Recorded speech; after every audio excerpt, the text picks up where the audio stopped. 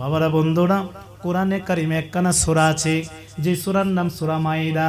এই সূরা মাইদার ৪৮ নম্বর আয়াতে আমার আল্লাহ কোরআনে ঘোষণা দিয়ে জানিয়ে দিয়েছেন, লিকুল্লি জাআলনা মিনকুম শিরাতাও ওয়া মিনহাজা। আমার আল্লাহ বলেন, আমি প্রতিটা সম্প্রদায়ের জন্য, আমি প্রতিটা জাতির জন্য দুইটা রাস্তা বানাইছি। জোরে কোন কয়টা? একটা রাস্তা না দুইটা রাস্তা? আল্লাহ বলেন আমি রাস্তা বানাইছি দুইটা। একটা হলো শিরাতাও শরীয়ত, আরেকটা হলো মিনহাজ মানে বিশেষ পথ। তাফসীর কারকগণ লেখেন দুইটা রাস্তা বানাইছে, একটা হলো শরীয়ত, আরেকটা হলো মারেফত। জোরে জোরে কোন সুবহান। তারা রাস্তা কয়টা? দুইটা, একটা শরীয়ত আরেকটা মারেফত। শুধু শরীয়ত দিয়ে আল্লাহরে হাসিল করা যাবে না, মারেফত লাগবে। বড় পীর আব্দুল কাদের জিলানী রাদিয়াল্লাহু তাআলা আনহু তার সিরুল আসরার নামক কিতাবে লেখছেন, একটা পাখির দুইটা ডানা, একটা ডানা যদি ভাঙ্গা থাকে, একটা পাকা দিয়ে কখনো তাদের শত্রুর কাছ থেকে বাঁচতে পারবে না। শত্রুর কাছ থেকে বাঁচতে হইলে একটা পাখির দুইটা ডানা লাগবে। ঠিক আমাদের শত্রু হইল বাবা শয়তান।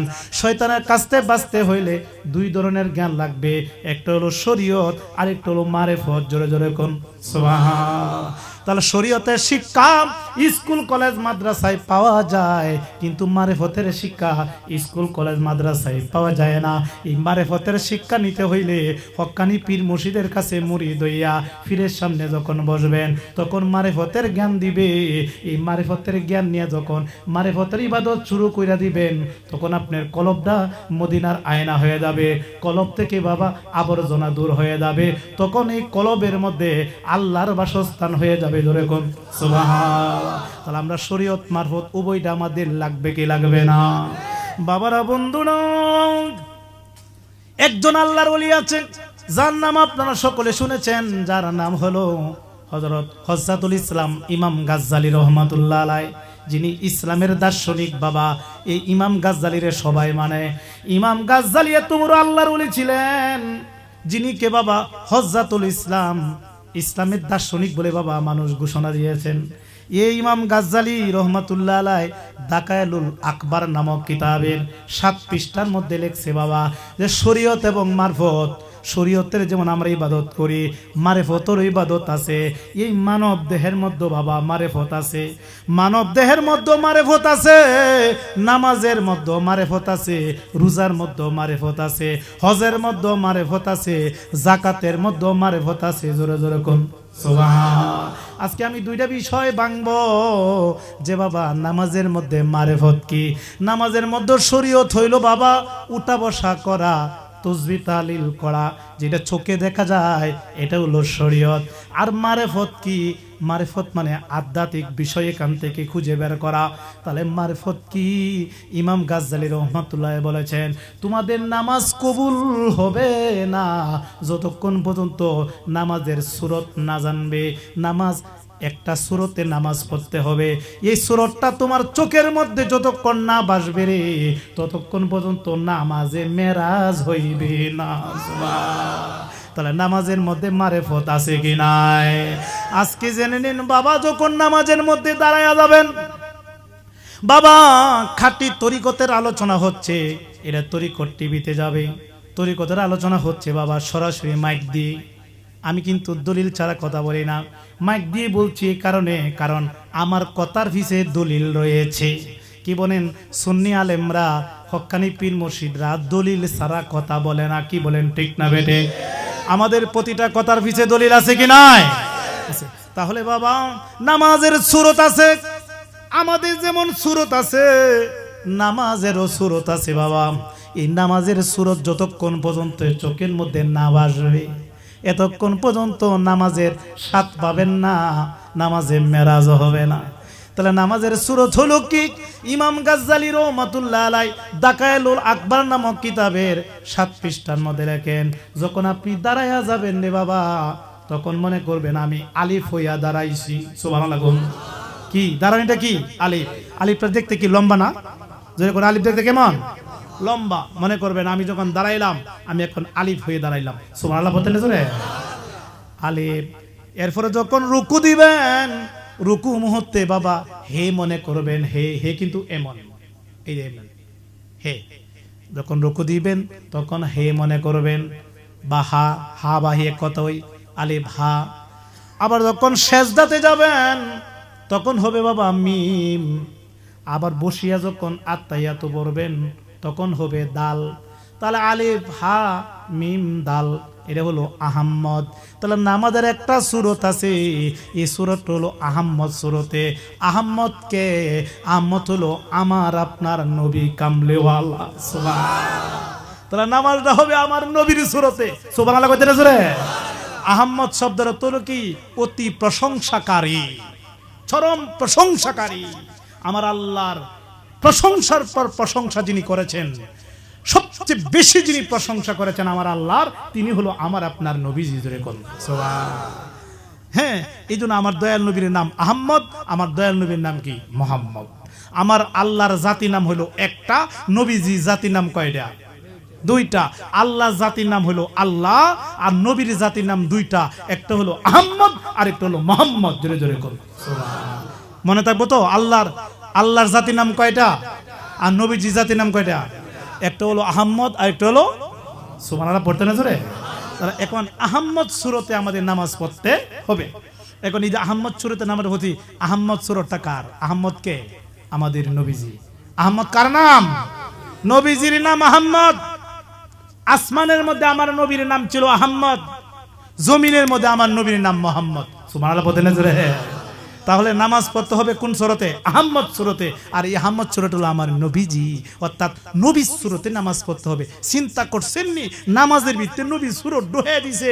যদি নবী সূরতে কেউ নামাজ না পড়ে, এই নামাজ একটু কবুল হইতো না। জোরে কোন সুবহানাল্লাহ। তাহলে আমরা সেই নবীকে জানির চেয়ে ভালোবাসা দরকার আছে কি না? এখন বাবা আর একটা বিষয় জানতে চাই। নামাজের মারেফত জানলেন, নামাজের মারেফত, নামাজের সূরত আছে এটা আহম্মদ সূরতে, এটার মারেফত মানে এটার হাকিকত বিষয়টা জানলেন। এখন জানবো আমরা তো বাবা মানুষ, কি বলেন ঠিক না বেড়ে? এই মানুষটা কোন সূরতে? নামাজ তো জানলেন, নামাজটা হইল আহম্মদ সূরতে। এখন আজকে জেনে নিব মানুষ কোন সূরতে। সুবহানাল্লাহ কইতে না জোরে? মানুষ কোন সূরতে?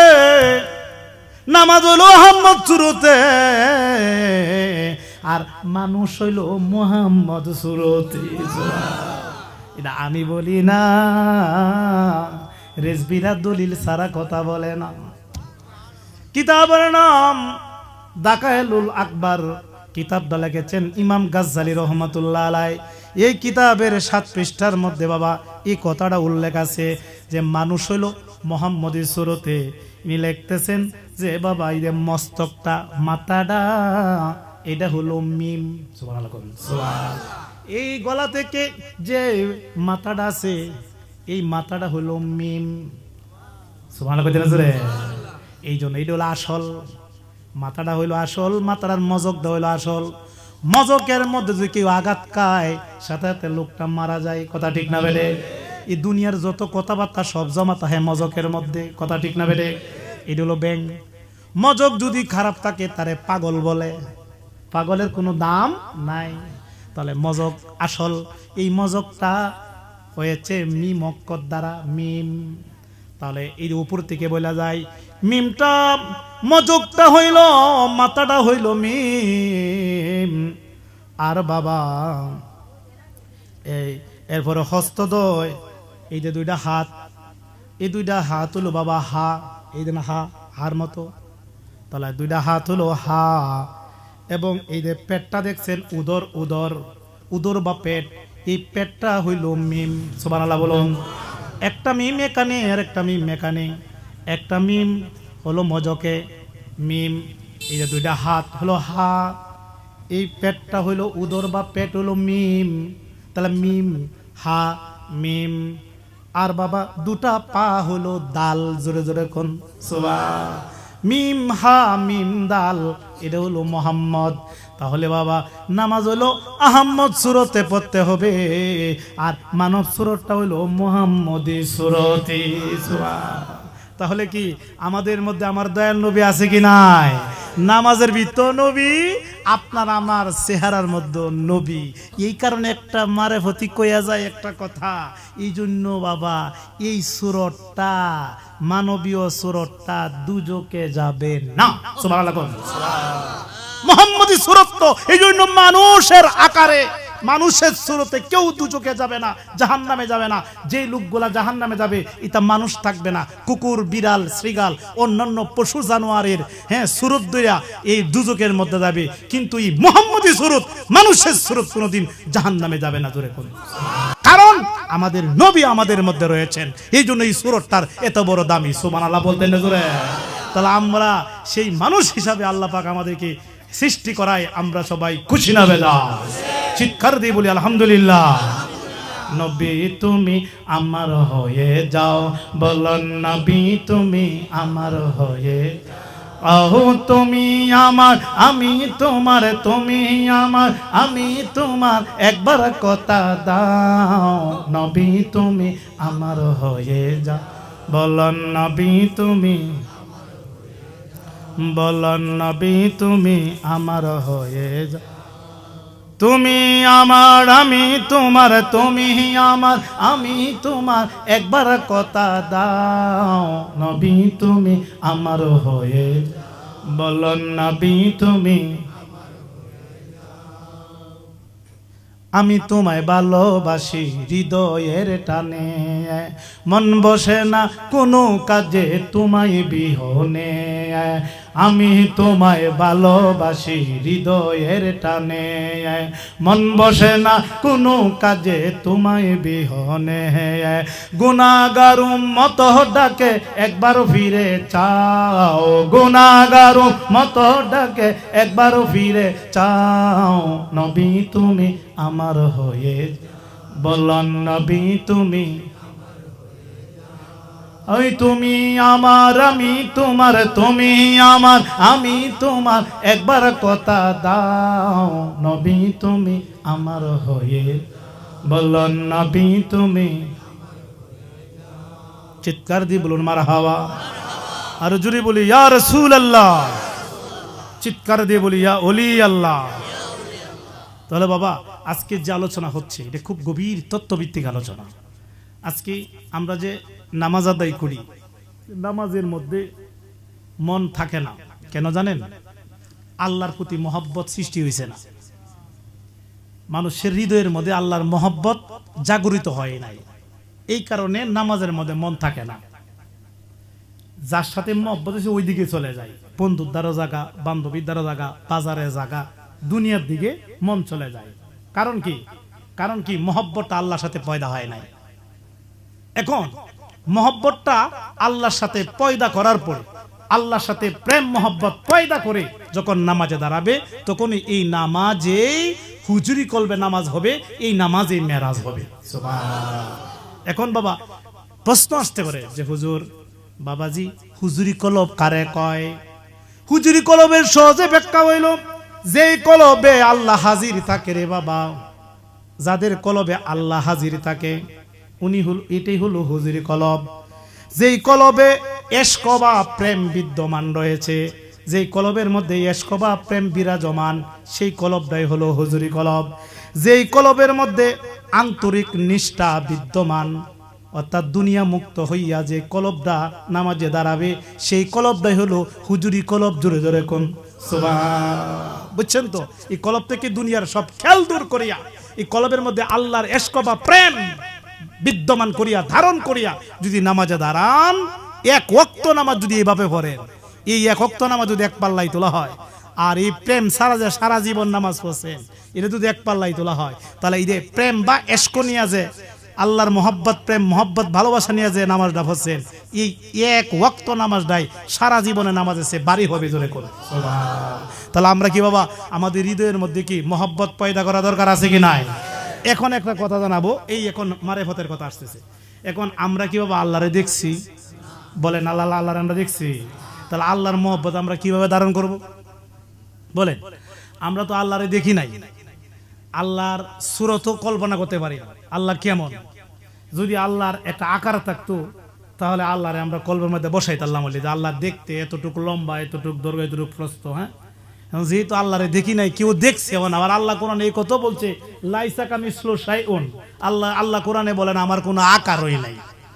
আল্লাহ বলতেছে আমার কোনো আকারই নেই। আল্লাহ যদি আকার না থাকে, অস্তিত্ব না থাকে, তাহলে আল্লাহরে আমরা কলবের মধ্যে ধারণ করব কি করিয়া, বা আল্লাহর মহব্বত আমরা ভিতরে ধারণ করব কি করিয়া?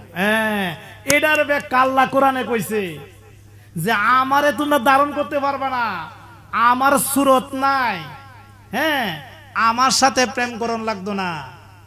ইন কুনতুম তুহিব্বুনাল্লাহ, যদি তোমরা আমার সাথে প্রেম করতে চাও, আল্লাহ কোরআনে কইতেছে সূরা ইমরানের 31 নম্বর আয়াত, সূরা ইমরান 31 নম্বর আয়াত, আল্লাহ বলতেছেন ইন কুনতুম তুহিব্বুনাল্লাহ, হে নবী আপনি বলুন যদি কেউ আমার সাথে প্রেম করতে চায়, আপনি বলুন ফাত্তাবিউনি, যেন আপনি নবীর সাথে প্রেম করে, আপনি নবীর আনুগত্য করে।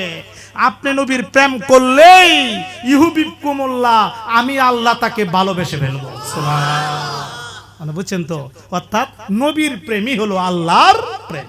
এখন নবীর প্রেম হৃদয়ে ধারণ করলে আল্লাহর প্রেম এমনিতে হয়ে যাবে। সুবহানাল্লাহ বলতে না? আল্লাহ নিজেই কইছে যদি কেউ আমার সাথে প্রেম করতে চাও, আমার নবীর লগে প্রেম করো, আমার নবীর সাথে প্রেম করলেই আমি আল্লাহ তোমাদেরকে বন্ধু বানিয়ে নিব। শুধু বন্ধু বানিয়ে নিব না, ওয়াগফির লাকুম যুনুবাকুম, এবং আগের পিছের সমস্ত তোমাদের গুনাহ মাফ করে দিব। তাহলে আমরা কি আল্লাহরে পাইতে হইলে আল্লাহর বন্ধুর সাথে প্রেম করা দরকার আছে কি না? তাহলে কার সাথে প্রেম করতে হবে? নবীজির সঙ্গে। এখন আমরা এখন তো নবীজিরও দেখছি না, কি কই? নবীজিরে দেখছেন আপনারা? তো নবীজিরে দেখছেন না, এখন প্রেমটা কার লগে করবেন? এখন তো নবীজিরও দেখছি না, তবে নবীজিরে আমরা দেখছি না, নবীর নায়েবরে দেখছি। কারে দেখছি? নায়েবে নবী, নায়েবে নবী। নায়েবে নবী হতে কি? নবীর প্রতিনিধি। সুবহানাল্লাহ বলতে না? নবীর প্রতিনিধি কারা? নবী নিজে ঘোষণা করছে আল উলামাউ ওয়ারিসাতুল আম্বিয়া, এটা হাদিস। নবী বলছে যে আমার ওয়ারিসদার, আমার প্রতিনিধি হইল নায়েবে নবীগণ, মানে আলেমগণ। জোরে কোন সুবহান। তাহলে হক্কানি পীর মুর্শিদেরা তো নায়েবে নবী আর আলেম। তাহলে একজন হক্কানি পীর মুর্শিদের সাথে প্রেম করলে, একজন হক্কানি মুর্শিদকে ভালোবাসলে, একজন হক্কানি মুর্শিদের প্রেম হৃদয়ে লালন করলে নবীর প্রেম অটোমেটিক তার কলবের মধ্যে ধারণ হয়। অটোমেটিক ধারণ হইলে আল্লাহর প্রেম তার জাগরিত হয়। ধরে কোন সুবহান। তাহলে কি এই জন্য কইছে মুর্শিদ কেনা পাইলে কি আর রাসূল পাবি, বেলায়েতে মুর্শিদ হইয়া আসিলেন দিনের নবী আমার, আসিলেন দিনের নবী, মুর্শিদ কেনা পাইলে কি আর রাসূল পাবি, আরে মুর্শিদ কেনা পাইলে কি আর রাসূল পাবি। মুর্শিদ ছাড়া রাসূল পাওয়া যাবে না, আর রাসূল না পাইলে আল্লাহ পাওয়া যাবে না। কথা ঠিক না বেঠে? তাহলে কি মুর্শিদের সাথে প্রেম করা বা প্রেম ধারণ করা, মুর্শিদের মহব্বত হৃদয়ে লালন করা দরকার আছে কি নাই? তো এইটা তো আজকের যে আপনারা যে মুর্শিদকে ভালোবাসেন, এটাই বাস্তব প্রমাণ। কারণ এই বছরটাই শুরু করছেন মুর্শিদরে আইনিয়া, মুর্শিদের নুরানি তাকরিরের মাধ্যমে এই বছরটা শুরু করছেন। আমি দোয়া করি যেন এই মুর্শিদ প্রেমের মাধ্যমে যেন এই বছরটা চলে যায় এবং নবীর প্রেম যেন ফুটে ওঠে। নবীর প্রেম ফুটে ওঠার মাধ্যমে যেন আল্লাহর প্রেম ফুটে ওঠে। ধরে করবে সুবহান। আমরা কি বাবা সবাই নবী ওলির মহব্বত ভালোবাসা নিয়ে কাজ করে আগাইতে চাই কি চাই না বাবা? কারণ মুর্শিদ ছাড়া আল্লাহ রাসূল পাওয়ার কোনো ব্যবস্থা নাই। কথা ঠিক না বেটে? তাই বাবা মুর্শিদকে অনেক ভালোবাসতে হবে। এই জন্য এক সাধক লিখছেন মুর্শিদ ছাড়া খুদা মিলে না তোমরা জানো না, মুর্শিদ ছাড়া খুদা মিলে না। বলুন মুর্শিদ ছাড়া খুদা মিলে না তোমরা জানো না, মুর্শিদ ছাড়া। আরে মুর্শিদেরই খেদমত করিলে আল্লাহ রাসূলের দিদার মিলে। ও আরে মুর্শিদেরই খেদমত করিলে আল্লাহ রাসূলের দিদার মিলে। ও এ কথাটি মসনবীর ঘোষণা তোমরা জানো না, মুর্শিদ ছাড়া খুদা মিলে না। বলুন মুর্শিদ ছাড়া খুদা মিলে না তোমরা জানো না, মুর্শিদ ছাড়া খুদা। আল্লাহ পাক কুরআনে বলে আরে মুর্শিদ দইরা ডাকো তারে। আরে আল্লাহ পাক কুরআনে বলে মুর্শিদ দইরা ডাকো ডাকো তারে, তবে তুমি পাইবা ঠিকানা তোমরা জানো না, মসজিদ ছাড়া খুদা মিলে না, বলো না মসজিদ ছাড়া খুদা মিলে না, তোমরা জানো না মসজিদ ছাড়া খুদা। চিৎকার দিয়ে বলুন মারহাবা। আর জোরে বলি ইয়া রাসূলুল্লাহ, চিৎকার দিয়ে বলি ইয়া ওলি আল্লাহ। আমরা কি বাবা পীর মুর্শিদের প্রেম মোহাব্বত ভিতরে ধারণ করা দরকার আছে কি না? সকল সাধকরা একমত হয়েছেন। ইমামে আজম আবু হানিফা রহমাতুল্লাহ আলাইহি উনি ঘোষণা দিলেন, আমি আমার আল্লাহরে 99 বার দেখছি স্বপ্নে হইয়া। উনি লেখছেন, আমি আমার আল্লাহরে 99 বার স্বপ্নে ভরে দেখছি, নবীজিরে আমি প্রায় 63 বার স্বপ্নে ভরে দেখছি। সুবহানাল্লাহ। আচ্ছা, এখন উনার মুরিদরা বলল, আচ্ছা বাবাজি নবীজি তো সুরত আছে, নবীজি সুরতে নবীজিরে দেখছেন, মানে আল্লাহরে কিভাবে দেখলেন? আল্লাহ তো কোনো সুরত নাই, আপনি তো ওয়াজ করেন আল্লাহর কোনো সুরত নাই, আল্লাহরে আপনি দেখলেন কি হইয়া? সুবহানাল্লাহ বলতেছে। ইমামে আজম আবু হানিফা কয়, হ্যাঁ সুন্দর প্রশ্ন করছো, আমি আমার আল্লাহরে দেখছি, আল্লাহ তো সুরত নাই ঠিকই, তবে আমি আমার আল্লাহরে দেখছি আমার মুর্শিদের সুরতে।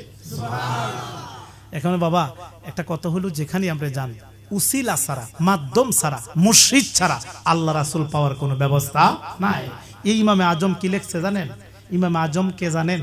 ইমামে আজম আবু হানিফা রহমাতুল্লাহ আলাইহি উনি হলো পৃথিবীর মধ্যে কোটি কোটি কোটি প্রায় 150 কোটি মানুষ, 150 কোটি মানুষ যারে ফলো করে, যার অনুসরণ করে, 150 কোটি মানুষ যার অনুসরণ কইরা চলতেছে, তার নাম ইমামে আজম আবু হানিফা। সুবহানাল্লাহ। উনি হলো একটা মাযহাবের ইমাম, এবং কি ইমাম? ইমামে আজম, সব ইমামদের ইমাম। ইনি বলতেছেন, লাউলা সান্তানে লাহালাকান নুমান, আমি আবু হানিফা যদি শেষে 2 বছর পীরের কাছে মুরিদ হইয়া পীরের খেদমত আমি না করতাম, তাহলে আমি আবু হানিফা ধ্বংস হয়ে যাইতাম। চিন্তা করছেন, উনি এত বড় একজন আল্লাহর ওলি, এত বড় একজন জ্ঞানী, যিনি একটা মাযহাবের ইমাম, ইনি বলতেছেন আমি ধ্বংস হয়ে যাইতাম পীরের খেদমত না করতে। তাহলে পীরের কাছে কি আছে? পীরের কাছে এমন একটা বিদ্যা আছে, যদি বলা হয় তাসাউফের বিদ্যা। এই তাসাউফের বিদ্যাটা যখন মুরিদের ভিতরে ঢুকে, তখন এই মুরিদটা মাটির মানুষ হয়ে যা, মাটি হইয়া যা, তার কলব থেকে হিংসা চলে যা, অহংকার চলে যা, রিয়া চলে যা, কিনা চলে যা, রাগ চলে যা, লোভ চলে যা, লোকটা একটা মাটির মানুষ হয়ে যা, এমন ইমানে মুকাম্মেল হয়ে যা, তখনই এই লোকটা আল্লাহর ওলিয়ত্ব লাভ করে। জোরে কোন একমাত্র পীরের কাছে ছাড়া এগুলি যায় না। এটা জিন্দাতা হয়, পীরের কাছে গেলে ওই আমিত্ব মরে। আমি নিজে দেখেছি বাবা, তোমাদের পীর বায়ানদের মধ্যে এমন কিছু রাগী মানুষ আমার কাছে বায়াত হয়েছে, তার এই হাত দ্বারা অনেক মানুষে মাইর খাইছে। হ্যাঁ, অনেক মানুষে মাইর খাইছে, অনেক আঘাত করছে, মানুষের কষ্ট দিছে, কিন্তু আলহামদুলিল্লাহ আমার কাছে বায়াত রাসূল গ্রহণ করার পরে এখন বাবা মাটি হয়ে গেছে, গিয়া দাড়ি রাখছে, টুপি মাথায় দিছে, নামাজ পড়ে, মানুষের সাথে ভালো ব্যবহার করে। গিয়ে কইছে, ভাই তোমারে আমি এই 1 বছর আগে অনেক গালি দিছি, তোমার কষ্ট দিছি, আমার মুর্শিদ কইছে প্রতিটা মানুষের হৃদয় বলে আল্লাহর বাসস্থান, তোমার আমি কষ্ট দিছি, আল্লাহ আমারও কষ্ট হয়েছে, এখন আমি তোমার হাতে ধরা মাফ চাই, তোমার পায়ে ধরে মাফ চাই, আমি এখন গুরুর হাত ধরছি, আমি তো তোমার একটা গালি দিছিলাম, তোমার আমি একটা সর মারছিলাম, তুমি আমার ভাই ক্ষমা করে দাও। এইভাবে জায়গা জায়গা ঘুরে ঘুরে ক্ষমা আনছে, আর এখন সে মাটির মানুষ হয়ে গেছে। এটা হলো কে করছে? তরিকতে করছে। তরিকতেই একটা মানুষকে মানুষত্ব দান করে, একজন মানুষকে মানুষ বানাই। ধরে ধরে কোন অমানুষকে মানুষ বানাই, সেটাই তরিকত। একটা মানুষের কলবের মধ্যে জিকির জারি করে, সেটাই তরিকত। তরিকত মানুষকে, শরীয়ত মানুষকে জাহিরি পবিত্র করে, আর তরিকত মানুষকে আল্লাহর ওলি করে গড়ে তোলে। শরীয়ত মানুষের দেহটা সুন্দর করে, আর তরিকত মানুষের আত্মাটারে কলব দ্বারা সুন্দর করে। জোরে কোন কি বলেন? উপর দিয়ে আমি সুন্দর হইলাম, ভিতরটা সুন্দর হইল না, তাহলে কি লাভ হইল?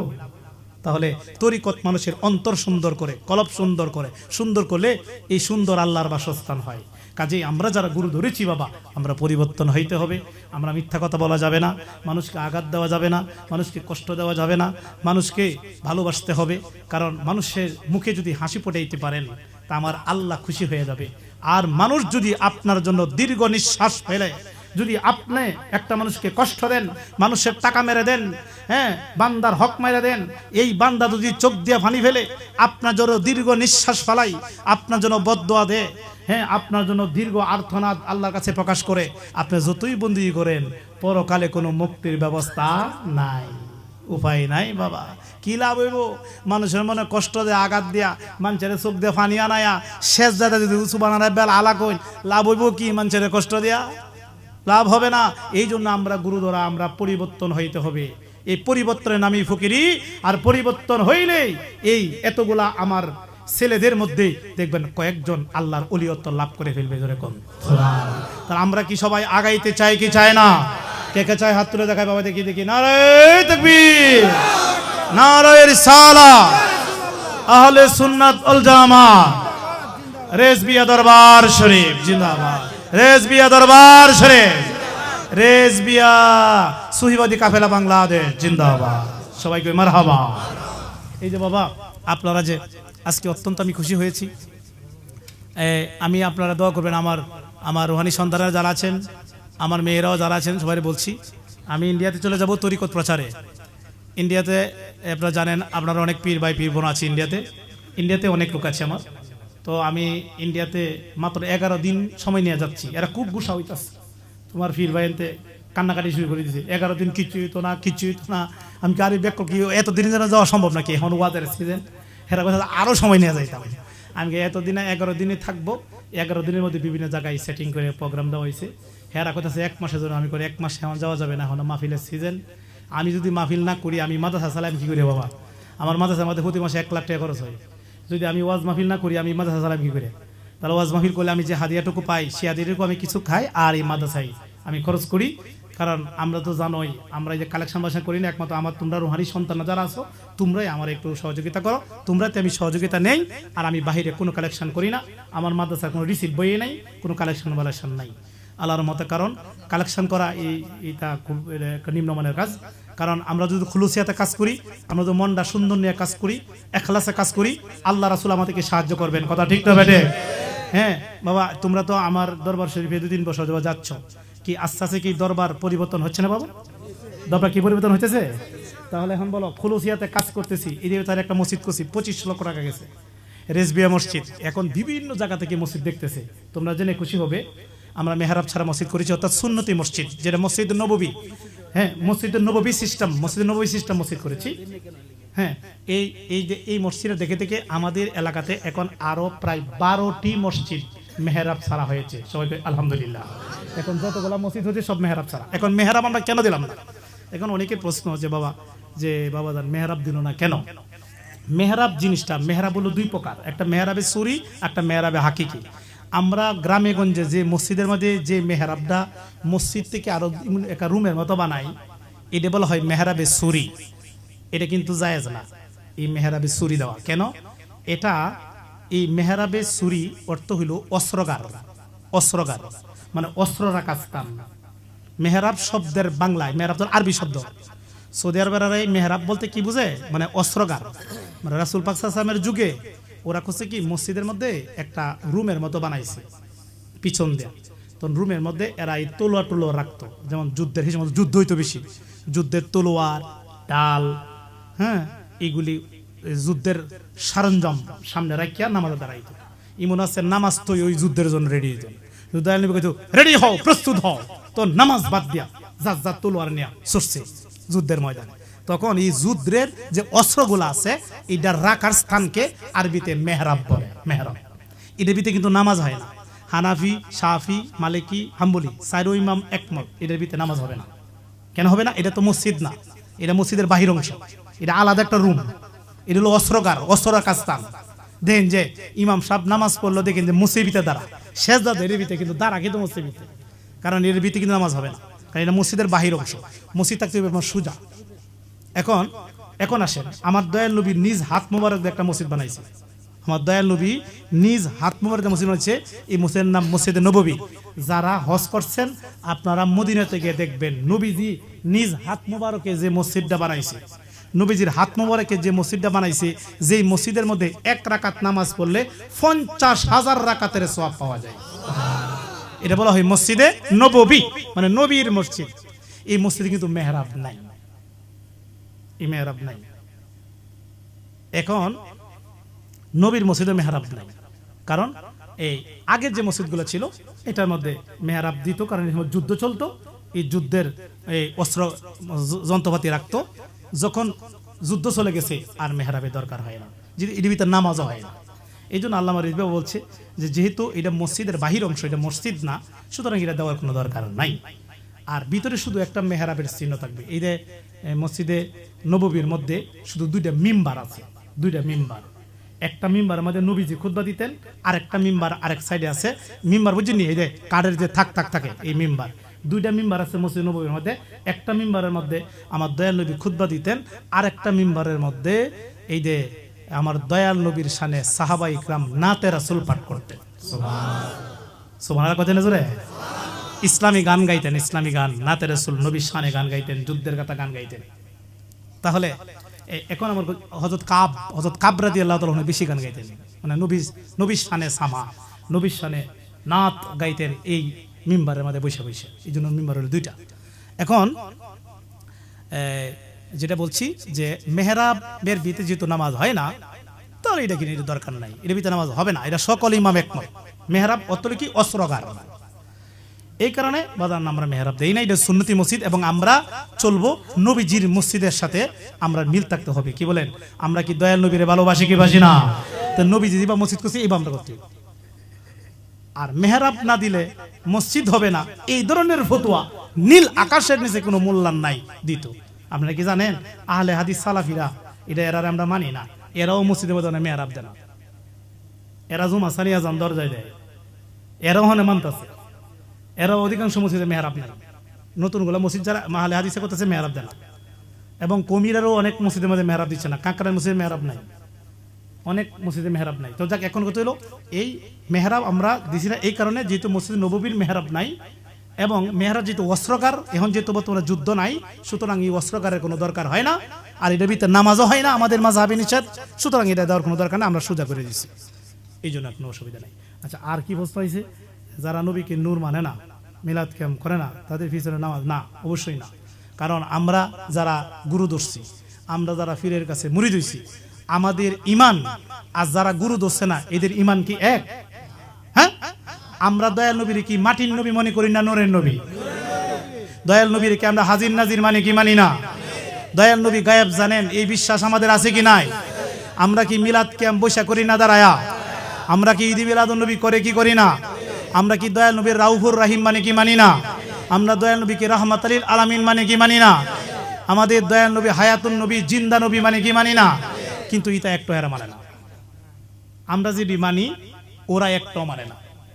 এখন আপনারা বলেন আপনারা আকিদা কি মিলছে? তো নামাজ হইব আপনারা? আমরা কি বা তার পিছে একটা দ্বারা করে? আপনার আকিদা, আপনার ইমান, আপনার বিশ্বাস হলো, তার বিশ্বাস তো মিলন লাগবো, মিলে না তো। সে তো নবীর দুশ্মন, আমার নবীরে নবী হিসাবে মানে না। আমরা যারা গুরু ধরেছি, আমরা রেজবিয়া দরবারে যারা, আমরা দয়াল নবীকে নবী হিসাবে মানি, কথা ঠিক না বেটে? আর তারা নবীরে তাদের মতো মানুষ হিসাবে জানে, কথা ঠিক না বেটে? তারা কিন্তু নবীদের কি মানে? তাদের মতো মানুষ, তাদের মতো মানুষ মনে করে। আর আমরা মনে করি আমার দয়াল নবী মানুষ হবে দূরের কথা, আমার দয়াল নবী তো কোন নবীর মতোই না, দয়াল নবীর সাথে পৃথিবীতে কোনো তুলনা নাই। দয়াল নবী হলো আল্লাহ পাকের মাহবুব, উনি হলো নূরে খুদা। জোরে জোরে করুন, কথা ঠিক না বেটে? খুদার নূর, আল্লাহর নূর আমরা মনে করি। তাহলে আমরার ইমানদা আর তাদের ইমানদা কি বুঝে? আমরা একটা পাকা ইমান, অরিজিনাল ইমান। এই জন্য বাবা, এদের পিছিয়ে আমরা নামাজ পড়েন, তো নবী তো আপনার প্রতি বেজার হয়ে যাবো। আপনি বলেন নবীর যদি কেউ তার মতো মানুষ মনে করে, আর নবীর যদি কেউ নূরের নবী মনে করে, আমার নবী খুশি কার প্রতি? যারা নূরের নবী মনে করে। হ্যাঁ, আচ্ছা, নবীর প্রশংসা যারা করে তাদের প্রতি নবী খুশি? নবীদের যারা কষ্ট দেয় তাদের প্রতি খুশি? যারা প্রশংসা করে তাদের প্রতি খুশি। আমরা সুন্নিরা নবীর প্রশংসা করি, কথা ঠিক না বেটে? এই জন্য আমাদের প্রতি দয়াল নবী খুশি। আর যারা দয়াল নবীর আমরা মতো মানুষ বললে, দয়াল নবীর যারা কষ্ট দিচ্ছে, তাদের পিছনে আমরা কখনো আশিকে রাসূল একটাদা করতে পারি না, করবেন না। আর অত সব টুকাইয়ের নামে, অত সবের কাঙ্গালে কেন? এরা কইব যে হেরার পিছে নামাজ পড়লে 27 রাতে সব হইব, এক রাত নামাজ পড়লে 27 রাতে সব হইব। মানে সব কামাইতে গিয়ে ইমান আর এতে হইবেন পরে কেমন হইব? হ্যাঁ, ইমান কত মহামূল্যবান সম্পদ। পাহাড় পরিমাণ নামাজ পড়বেন, নবী যদি খুশি না থাকে এই নামাজে কাম হইব কি? নবীর দাড়ি রেখে যদি নবীরে মানুষ কয়, আমরা হের মতন মানুষ লাভ হইব কি? দাড়ি রেখা নবীর টুপি মাথায় দিয়া, নবীর জুব্বা গায়ে দিয়ে কয় নবী আমার মতোই মানুষ, লাভ হইব কি? এগুলি পইরা কি লাভ হইব নবীরে কষ্ট দিলে? আর নবীজিরে খুশি কইরা, নবীজিরে খুশি করে যদি অল্প আমলও থাকে, এই বাদান শুনেন, নবীজিরে খুশি করে যদি অল্প আমলও থাকে, আমার দয়ার নবীর স্পেশাল পাওয়ারে, এই যে একটু গুনাগানা আছে, স্পেশাল পাওয়ারে এই গুনাগারটা দিয়ে, গুনাগার গুলারে আমার দয়ার নবী ধীরে ধীরে জান্নাতের মধ্যে নিয়ে যাবে, শুধু প্রেমের কারণে। কথা ঠিক না বেটে? আর যদি পাহাড় পরিমাণ নামাজ থাকে, নবীর সঙ্গে যদি আপনার বেয়াদবি থাকে, তাহলে কিন্তু মারার কেসের আসামি হইবেন। কথা ঠিক না বেটে? তাহলে এই আসামি যারা হইছে, এটা আমার দয়াল নবীর কোটে আসামি। যারা নবীর এহের মতো মানুষ কইতেছে, এটা নবীর কোটে আসামি। আসামির হিসেবে আমরা নামাজ পড়বো না। কথা ঠিক না বেটে? আপনাদের কাছে আমার একটা, আমি আপনাদের বাবা, আমি আপনাদের একটা কথা বলবো। আমি আশা করব আমার বাবাদের এখানে আছেন, আমরা তো দুনিয়াতে থাকতে পারবো না, তবে এখানে এই নকলাতে একটা রেজবিয়া মসজিদ, একজন সুন্নি মসজিদ, সুন্নতি মসজিদ আপনারা তৈরি করবেন, করিয়া আপনারা আশিক রাসূলগুলা যারা আছেন সবাই একসাথে সুন্নি একজন ভালো ইমাম রেখে তাদের পিছে নামাজ পড়বেন। আল্লাহ যেন কবুল করে সকলে বলে আমিন। এইটা সেবাটাগিরি কথা, যে আমরা আশিক রাসূল যারা আছে আমরা একটা মসজিদ করে ফেলবো। কারণ ঘি আর পানি এক হইতে পারে না, ইমানদার আর বেঈমান কখনো এক হইতে পারে না। কথা ঠিক না বেরে? তাদের সাথে আমাদের কোনো আপোষ নাই। কেন আমরা এইভাবে কথা বলছি? শুধু দুঃখে বলছি, আমরা দয়াল নবীরে আমরা জীবনের চেয়ে ভালোবাসি। এই নবীরে যদি কেউ কষ্ট দেয়, আমরা তাদের সঙ্গে কোনো সম্পর্ক রাখতে চাই না। তাই রে গেলাম। একটা কথা বাবা মনে রাখবেন, আজকে যে মা বাপের পেট থেকে আমরা আইছি, যে মার পেটে থেকে আমরা আইছি, এই মারে যদি কেউ একটা গালি দেয়, শরীরের রক্ত টকবক করে উঠে, হেই আমার মারে তুই গালি দিছ, তোরে আমি ছাড়তাম না, তোর সাথে সম্পর্ক শেষ। হ্যাঁ, সম্পর্ক শেষ করে এই মারে গালি দেওয়ার কারণে। এখন আপনারা বলুন তো বাবা, মাছ চাইতে বাবার চাইতে কি আমার দয়াল নবীর ভালোবাসা কম হবে না আরো বেশি? তাহলে এই নবীরে যারা কষ্ট দেয় তাদের সঙ্গে আমাদের কোনো আপোষ আছে? নাই। এরপরে ওয়াহাবি সুন্নির মধ্যে পার্থক্য কি? ওয়াহাবি সুন্নির মধ্যে অনেক পার্থক্য, তবে বিশেষ পার্থক্য হলো বর্তমান প্রেক্ষাপটে যারা মিলাদ কিয়ামকে বেদাত বলে, এটা হলো এক নাম্বার সিমটম। যারা মিলাদ কিয়ামকে বেদাত বলে, মিলাদ কিয়ামকে গুনার কাজ মনে করে, এরাই ওয়াহাবি। অর্থাৎ নবীর সম্মান যারা গাইতে চায় না, নবীর সম্মানের উপরে যারা ফতোয়া দেয়, এরাই কি? ওয়াহাবি। আর যারা মিলাদ কিয়ামকে ভালোবাসে, হৃদয়কে ভালোবাসে, এটা প্রথম নাম্বার একটা সুন্নির সিমটম মনে করতে পারেন। জোরে কোন সুবহানাল্লাহ। যারা মিলাদ কিয়াম করে, যারা ঈদি মিলাদুন নবী করে, যারা আমার দয়াল নবীকে হায়াতুন নবী, জিন্দা নবী মানে, যারা আমার দয়াল নবীকে হাজির ও নাজির বিশ্বাস করে, যারা আমার দয়াল নবীকে গায়বের খবর জানে বিশ্বাস করে, হ্যাঁ, যারা আমার দয়াল নবীকে শাফায়াতের মালিক বিশ্বাস করে, এই আকীদাগুলা যার মধ্যে থাকবে তিনি হলো সুন্নি। আর যারা নবীজিরে কইব আমরার মতোই মানুষ, নবী হাজির নাজির না, নবী গায়েব জানে না, নবীর মিলাদ কিয়াম বেদাত, ঈদি মিলাদুন নবী বেদাত, হ্যাঁ, মাজার জিয়ারত হারাম, এরপরে নবীকে গায়েবের খবর জানে বলে শিরিক হইব, ইয়া রাসূলুল্লাহ বলা শিরিক, নবী মাটির তৈরি ইত্যাদি যারা বলবে তারাই হলো ওয়াহাবি। এই সবগুলো আকীদা হলো আব্দুল ওয়াহাব নজদীর আকীদা। যিনি বলছি সব যে আব্দুল ওয়াহাব নজদীর আকীদা, এই আব্দুল ওয়াহাব নজদীর আকীদা যার মধ্যে থাকবে তারাই ওয়াহাবি। এখন আমরা যারা বলছি, আমরা কি ওয়াহাবি না সুন্নি? কে কে সুন্নি হাত তুলে দেখায়, আমার নবী দেখো। হ্যাঁ, নারে তাকবীর, নারে রিসালাহ, আহলে সুন্নাত ওয়াল জামাত। সুন্নির দলের নাম কি জানেননি? আহলে সুন্নাত ওয়াল জামাত। নাম কি? আহলে সুন্নাত ওয়াল, আরবিটা ফুলটা কি? ফুল আর সংক্ষেপ হলো সুন্নি জামাত। আর ফুল নামটা কি? আহলে সুন্নাত ওয়াল জামাত। এখন আহলে সুন্নাত ওয়াল জামাত একমাত্র জান্নাতি দল, আর সব বাতিল। এটা আমি কই নাই, আল্লাহ নবী কইছে। হাদিসে পাকে বলছে দল হবে 73টা। নবী বলছে আমার উম্মতের মধ্যে দল হবে 73টা, 72টা জাহান্নামী, একটা জান্নাতি। আর এই জান্নাতি দলের নাম হবে আহলে সুন্নাত ওয়াল জামাত। চিৎকার দিয়ে বলুন সুবহানাল্লাহ। তা আল্লাহ যে আমরা এই জান্নাতি দলে নবী ওলির পক্ষের দলে আহলে সুন্নাত ওয়াল জামাতে কবুল করছেন, এতে কি বাবা আমরা সবাই খুশি না বেজার? আল্লাহ পাক প্রত্যেকে আহলে সুন্নাত ওয়াল জামাতের দলে কায়েম দায়েম রাখার তৌফিক দান করুক, সকলে বলে আমিন। আমরা সবাই নবীজিকে ধারণ করেছি, নবীজিকে লালন করেছি, নবীজিকে হৃদয়ে ধারণ করেছি। কিভাবে? আমরা নবীজিকে এভাবে ধারণ করেছি, আমাদের বিশ্বাস হইল আমার নবীর মতো পৃথিবীতে কেহ নাই। কি বলেন ঠিক না বেটে? আমার নবী এমন একজন নবী, সবার ভিতরে এমন আকীদা রাখতে হইবে। আমার আপনার নবী এমন একজন নবী রে বাবা, যে নবী হলো নূরুম মিন নূরিল্লাহ, যে নবী হলো আল্লাহ পাকের নূর থেকে সৃষ্টি, এবং নবীর নূর থেকে সমগ্র জাহান সৃষ্টি। জোরে কোন সুবহান। এই আকীদা আমরা সবার ভিতরে আছে কি নাই? আমার নবীর মতো পৃথিবীতে কেহ। এখন আজকের মাহফিল থেকে জেনে নেবেন তাফসীর রুহুল বায়ানে আল্লামা ইসমাইল হাক্কি রহমাতুল্লাহ আলাইহি, বাবা বিশ্বের মধ্যে শ্রেষ্ঠ একখানা তাফসীর, তাফসীর রুহুল বায়ানে আল্লামা ইসমাইল হাক্কি রহমাতুল্লাহ আলাইহি বলেছেন যে নবীজির সূরত হলো তিনটি। জোরে বলুন কয়টি? আমার নবীজির সূরত হলো তিনটি। একটা হলো সূরতে হাক্কি, একটা হলো সূরতে মালায়েকি, একটা হলো সূরতে বাশারি। সূরতে হাক্কি মানে হকের সূরত, আর সূরতে মালায়েকি মানে ফেরেশতার সূরত, আবার সূরতে বাশারি মানবীয় সূরত। আমার নবী সর্বশেষ সূরতটা হলো সূরতে বাশারি মানে মানবের সূরত। মানুষের কাছে যেহেতু ইসলামের দাওয়াত দিতে এসেছেন, মানুষকে মানুষ বানাইতে এসেছেন, এই জন্য নবীজি মানবের সূরত ধরে মানুষের কাছে আসছেন।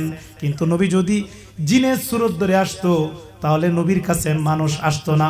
নবী যদি ফেরেশতার সূরত ধরে মানুষের কাছে আসতো তাহলে মানুষ ভয় পাইতো, তাহলে নবীজির কাছে আসতো না।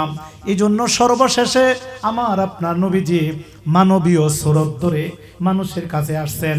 এটাকে বলা হয় সূরতে বাশার মানে মানবের সূরতে। এখন আপনারা বলুন, মানবের সূরতে আসলেই কি নবীজিকে আমরার মতন মানুষ বলা যাবে?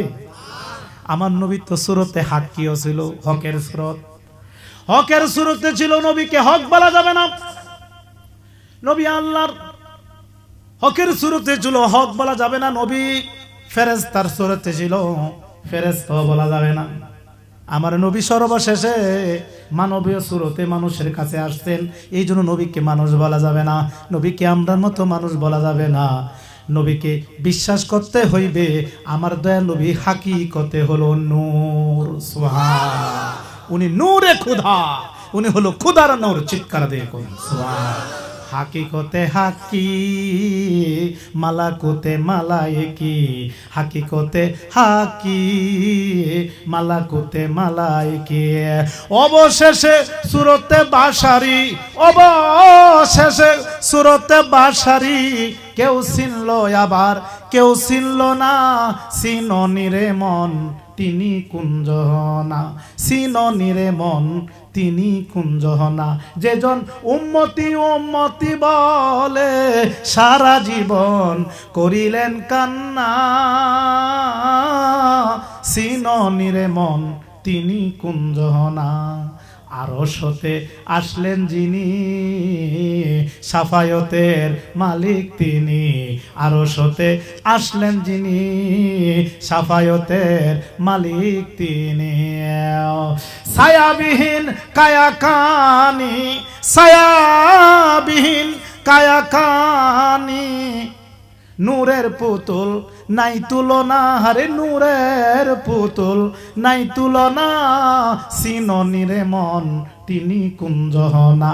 যেজন উম্মতি উম্মতি বলে সারা জীবন করিলেন কান্না, চিননিরে মন তিনি কুঞ্জনা। চিৎকার দিয়ে বলুন মারহাবা। আমার নবীর সাথে পৃথিবীতে কোনো তুলনা নাই। কথা ঠিক না বেটে? এরপর আসেন বাবা, আমার দয়াল নবী মেরাজে গিয়েছেন। কি বলেন ঠিক না বেটে? আমার আপনার নবী মেরাজে গিয়েছেন। এই মেরাজের মধ্যে নবীজির সূরত ছিল তিনটা। সুবহানাল্লাহ কইতেন। আমার আপনার নবী যখন মেরাজে যান, উম্মে হানির ঘর থেকে বাবা বাইতুল মুকাদ্দাস, যেটা ফিলিস্তিনের মসজিদুল আকসা, বাবা এই মসজিদুল আকসা পর্যন্ত, ফিলিস্তিনের মসজিদে আকসা পর্যন্ত, উম্মে হানির ঘর থেকে মসজিদুল আকসা পর্যন্ত, এটা ছিল বাবা সুরতে বাশার, মানে মানবীয় সুরত। সুবহানাল্লাহ বলুন। সাথে ছিল জিব্রাইল আমিন। বুরাক দিয়ে যখন গেলেন উম্মে হানির ঘর থেকে বাইতুল মুকাদ্দাস পর্যন্ত, বাবা ফিলিস্তিন বাইতুল মুকাদ্দাস পর্যন্ত ছিল মানবীয় কবার, সুরতে বাশার, মানবীয় সুরত। আবার উনি যখন উড়াল দিলেন বুরাক, যখন উনি প্রথম আসমানে চলে গেলেন, প্রথম আসমান থেকে সপ্তম আসমান পর্যন্ত আমার নবীজির সুরত ছিল সুরতে মালাইকা, ফেরেশতার সুরত। সুবহান। দুনিয়াতে ছিল, দুনিয়ার মধ্যে যখন ছিল উনার সুরত ছিল সুরতে বাশার, মানবীয় সুরত। মেরাজে যাইতে যখন প্রথম আসমানে উঠে গেলেন, প্রথম আসমান থেকে সপ্তম আসমান পর্যন্ত এই যে বাবা জায়গাটা আছে, এটার মধ্যে আমার দয়াল নবীর সুরত ছিল বাবা সুরতে মালাইকা, মানে ফেরেশতার সুরত। সুবহানাল্লাহ বলতেন না? 3 নাম্বার বাবা যখন জিব্রাইল আমিন সপ্তম আসমানে গিয়ে বলতেছেন আমি আর যাইতে পারবো না, ওগো ইয়া রাসূলুল্লাহ আমি আর যাইতে পারবো না, আমি যদি সপ্তম আসমানের উপরে এক বিন্দু সামনে যায় আল্লাহর নূরের তাজাল্লিতে আমি পুইরা হইব চাই, আমি আর যাইতে পারবো না। কারণ জিব্রাইল এই জন্য যাইতে পারে নাই, জিব্রাইলের শরীরের মধ্যে ছিল বাবা সিফতি নূর, আল্লাহর সৃষ্টি নূর, আর আমার আল্লাহ হইল জাতি নূর। জাতি নূরের কাছে সিফতি নূর যাইতে পারবে না। সিফতি নূর যদি জাতি নূরের কাছে যায়, জাতি নূরের এত পাওয়ার রে বাবা, এই জাতি নূরের আলোতে পুরিয়া হইবে সাই জিব্রাইল। এই জন্য সপ্তম আসমানের উপরে আর যাইতে পারলো না। তখন আমার দয়াল নবী কয় জিব্রাইল রে, তোমার ক্ষমতা এখানে শেষ, কিন্তু আমি নবীর এখান থেকে ক্ষমতা শুরু। আমার দয়াল নবী এই সপ্তম আসমানের পরে বাবা সিদ্ধাতুল মুনতাহা, এই সিদ্ধাতুল মুনতাহার মধ্যে যখন গেলেন তখন রফ রফ রফ রফ, এই রফ রফের মাধ্যমে বাবা বুরাক শেষ। বুরাক কিন্তু সপ্তম আসমান পর্যন্ত। এরপর হলো রফরফ, এই রফরফ একটা বাহন, এই রফরফের মাধ্যমে আমার দয়াল নবী একাই গেলেন কোথায়? আরশে মুআল্লায়, আল্লাহর বাড়িতে। সুবহানাল্লাহ বলুন। এই যে বাবা রফরফ থেকে আল্লাহর বাড়িতে আরশে মুআল্লায় গেলেন, তখন আমার দয়াল নবীর সুরত ছিল সুরতে হাক্কি। জোরে জোরে কোন সুবহান। সুরতে হাক্কি, হকের সুরত। সুবহানাল্লাহ পড়তেন না জোরে? এই জন্য তো আমার দয়াল নবী পুরে নাই। সুবহানাল্লাহ বলতেন না জোরে? তাহলে আমার দয়াল নবী হলো আল্লাহ পাকের জাতি নূরের জ্যোতি। এই বিশ্বাস আমাদের আছে কি নাই? কার কার আছে হাত তুলে দেখায় বাবা। নারে তাকবীর, নারে রিসালাত, নূরের নবী যেখানে, সবাই বলি মারহাবা। কোনো কিছু ছিল না যখন নূর নবীকে আল্লাহ বানাই তখন, ঠিক না বেঠে? কোনো কিছু ছিল না যখন নূর নবীকে আল্লাহ বানাই তখন, আল্লাহর নূর দিয়ে বানাই তারে। দয়াল নবী নূরের নবী, জমিনেতে যার ছায়া না পড়ে। দয়াল নবী নূরের নবী, জমিনেতে যার ছায়া না পড়ে। আল্লাহ নূরে নবী পয়দা, নবীর নূরে তামাম সৃষ্টি করে। দয়াল নবী নূরের নবী, জমিনেতে যার ছায়া না পড়ে। চিৎকার দিয়ে কই মারহাবা। তাহলে এমন একজন নবী, যেই নবীর প্রশংসা করে আমার আল্লাহ, এমন একজন নবীর উম্মত হতে পারাই সবাই আমরা খুশি না বেজার? এই নবীর আদর্শই তো আপনারা আজকে গড়ে তুলেছেন একটা সংগঠন, রেজবিয়া সহিবাদী কাফেলা বাংলাদেশ। তো বাবারা, আজকে যারা এই যে আমার রুহানি সন্তানেরা, শেরপুর জেলা নকলা থানাধীন আমার রুহানি সন্তানেরা যারা আজকের এই মাহফিলের আয়োজন করেছেন, আপনারা খুব একটা জ্ঞানী কাজ করেছেন। এটা হলো আজকের বছরের প্রথম দিন।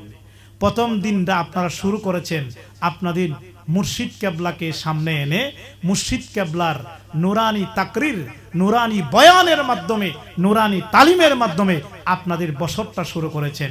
এটা অত্যন্ত একটা সুন্দর কাজ করেছেন। এই নতুন দিনে নতুন ভাবে তৈরি হওয়ার জন্য যে সুন্দর একটা আয়োজন করেছেন, অর্থাৎ একটা ওয়াজ মাহফিলের মাধ্যম, ওয়াজ মাহফিল দিয়ে এই আজকের দিনটা শুরু করেছেন। আমি দোয়া করি যেন এই সারাটা বছরে যেন নবী ওলির পক্ষে ইমানি জিন্দি করার তৌফিক যেন আল্লাহ দান করে, সকলে বলি আমিন। তাহলে আমরা এই বছরের প্রথম দিনে ভালো কাজটা করতে পেরে সবাই আমরা খুশি না বেজার? আল্লাহ পাক প্রত্যেকে এই আজকের এই মাহফিলটা কবুল করুক, সকলে বলি আমিন। বাবারা, বন্ধুরা, আপনারা যারা বায়াত রাসূল গ্রহণ করেছেন, আপনাদের নসিবটা অনেক ভালো, অনেক ভালো যারা বায়াত রাসূল গ্রহণ করেছেন, কারণ আপনারা নবীজির নৌকায় উঠছেন। বায়াত রাসূল মানে কি? নবীজির নৌকায় ওঠা, বায়াতে রেদওয়ান। বলুন তো, নবীজির নৌকায় উঠলে আমাদের ইহকাল পরকালে কোনো ভয় আছে? কি বলেন? আমার নবীর নৌকায় কি কোনোদিন ডুববে? বড় পীর আব্দুল কাদের জিলানীর কাদরিয়া তরিকার নৌকা কোনোদিন ডুববে? তাহলে আমরা বড় পীরের নৌকায় উঠছি, বায়াত রাসূল গ্রহণ করছি। আল্লাহ রাসূল যদি আমাদেরকে কবুল করে, গাউস পাক কবুল করে, আমাদের ইহকাল পরকালে কোনো ভয় নাই। কথা ঠিক না বেড়ে? তবে আপনারা এমন কাজ করবেন না যে কাজ করলে আমার নবী বেজার হয়ে যাবে, বড় পীর আব্দুল কাদের জিলানী রাদিয়াল্লাহু তাআলা বেজার হয়ে যাবে। এমন ধরনের কোনো কাজ আমরা করা যাবে না। আমাদের দরবার কোরআন হাদিস ভিত্তিক দরবার, কোরআন ভিত্তিক দরবার, হাদিস ভিত্তিক দরবার। এখানে এই দরবারে কোনো নোংরামি স্থান নেই। এখানে আছে কোরআন হাদিস ভিত্তিক আলোচনা এবং কোরআন হাদিস ভিত্তিক একজন মানুষকে গড়ে তোলা। কারণ আমি জানি কোরআন হাদিস ছাড়া কোনো ফকিরি নাই। কথা ঠিক না বেটে? ফকিরি আসে তো কোরআন হাদিস থেকেই। হ্যাঁ, ওলিয়ত তো আসলে তো কোরআন হাদিস থেকে। শরীয়ত, তরিকত, হাকিকত, মারফত সবগুলাই কোরআনের ভিত্তিতে আছে কি নাই বাবা? সবই আছে। তাহলে আমরা কোরআন হাদিস ভিত্তিক জীবনযাপন করব, তাহলে আল্লাহর নবী খুশি হবেন। খুশি হলে আল্লাহর নবী বলেন, যারা আমার আদর্শে আদর্শবান হবে তাদেরকে আমি না নিয়ে আমি দয়াল নবী জান্নাতে কদম দিব না। সুবহানাল্লাহ। তাহলে আমরা কি দয়াল নবীর আশেক হয়ে দয়াল নবীর আদর্শ বাস্তবায়ন করতে চাই কি চাই না?